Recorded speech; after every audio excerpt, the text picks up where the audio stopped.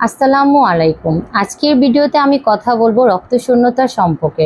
রক্তশূন্যতা সম্পর্কে আমরা কম বেশি সবাই জানি।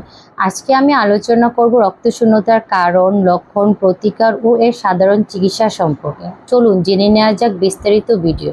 রক্তশূন্যতার কারণগুলি কি কি? আমাদের বডিতে কি কি কারণে রক্তশূন্যতা দেখা দেয়? প্রথমত আয়রনের অভাবে। আয়রন আমাদের বডিতে রক্তের হিমোগ্লোবিন তৈরি করে, আর আয়রনের ঘাটতি হলে রক্তশূন্যতা দেখা দেয়। ভিটামিন বি টুয়েলভ বা ফলিক অ্যাসিডের অভাব। ভিটামিন বি টুয়েলভ বা ফলিক অ্যাসিড রক্তের পুষ্টিগুণ উৎপাদন করে, এর অভাবে রক্তশূন্যতা দেখা দেয়। তাছাড়াও অধিক পরিমাণ রক্তক্ষরণ বা রক্তপাতও রক্তশূন্যতার কারণ হয়ে থাকে, কারো কারো বংশানুক্রমে বা জেনেটিক।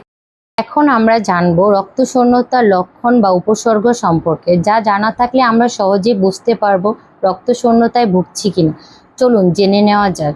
প্রথমত, যে কোনো কাজে হাঁপিয়ে যাওয়া বা ক্লান্তি অনুভব করা, চোখের নিচে ফ্যাকাশে হয়ে যাওয়া বা শরীর ফ্যাকাশে হয়ে যাওয়া, মাথা ঘোরানো, কারো কারো প্রচণ্ড চুল পড়া, হাত পা ঠান্ডা হয়ে যাওয়া, হৃদস্পন্দন বেড়ে যাওয়া, কারো কারো ক্ষেত্রে মানসিক অবসাদ বা বিষণ্ণতা অনুভব করা। ধন্যবাদ সবাইকে।